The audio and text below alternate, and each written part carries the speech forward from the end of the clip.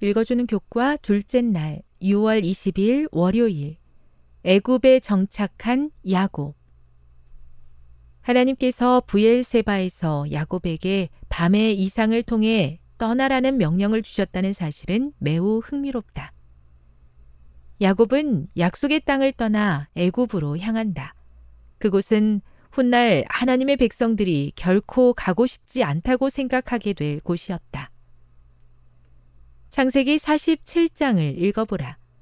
이 이야기 속에서 어떤 영적 진리와 원칙들을 발견할 수 있는가?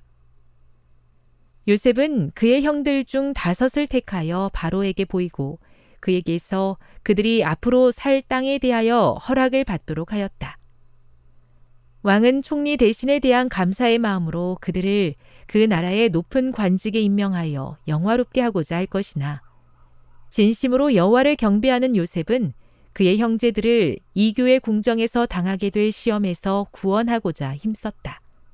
그리하여 요셉은 형제들을 권고하여 왕이 물을 때에 그들의 직업을 솔직히 말하도록 하였다. 야곱의 아들들은 이 권고를 따르고 또한 그들이 이 땅에 얼마 동안 체류하기 위하여 온 것이지 이곳에 영주하려고 온 것이 아님을 주의 깊게 말하여 원할 때에 떠날 권리를 확보했다. 왕은 그들에게 거할 곳을 배정하였다. 왕은 땅의 좋은 곳, 고센 땅을 제공했다. 부조화 선지자 233. 바로는 지혜롭게 행동하여 이 체류자들이 그 땅에서 왕의 선물에 기대에 구걸하여 먹는 자들이 되지 않게 했다. 그는 요셉의 형제들이 새로운 환경에 더 잘 적응할 수 있도록 그들의 생업이 무엇인지 물었다. 그는 요셉의 형제들의 전문성을 활용하고자 했고 심지어 그들이 그의 가축을 관리하는 자가 되기를 제안했다. 야곱은 외국인이었으며 바로에 비해 지위도 낮은 나그네에 불과했지만 그는 그 땅의 지도자인 바로 앞에 서서 그를 축복했다. 나그네에 불과했던 야곱이 당시 최고의 강대국이었던 애굽의 통치자 바로를 축복한다는 것이 말이 되는가? 어떻게 이런 일이 가능하단 말인가?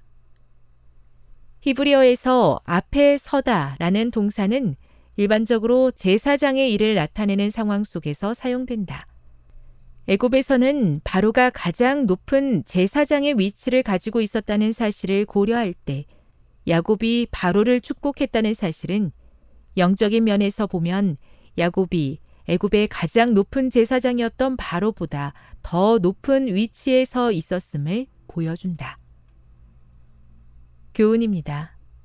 바로의 배려로 애굽 땅에 잘 정착하게 된 야곱은 자신보다 훨씬 높은 지위에 있던 바로를 축복함으로 택함받은 백성으로서 그가 가진 영적 우월성을 나타냈다.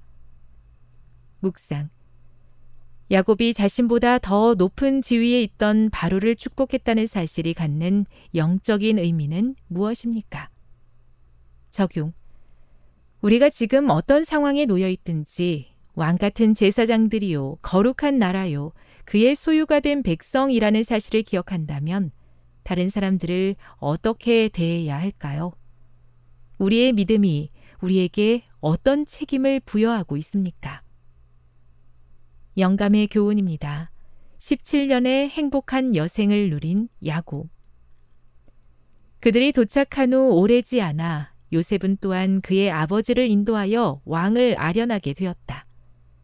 야곱은 왕궁에 처음 온 사람이었으나 장엄한 자연 가운데서 전능하신 왕과 교제하여 왔기 때문에 이제 우월감을 가지고 손을 들어 바로를 축복하였다.